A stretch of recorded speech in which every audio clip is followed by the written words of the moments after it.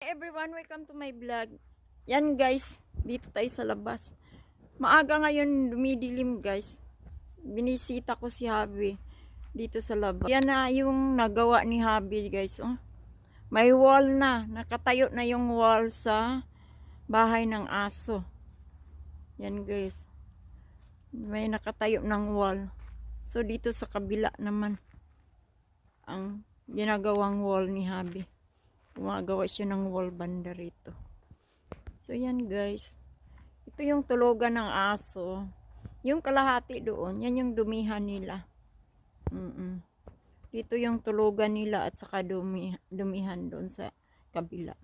So pwede silang magdagandagan doon, maglalaro doon sa kabila. So dito lang talaga ang siniminto ni Habi. Pero doon sa ano guys, aanuhan pa rin yan ng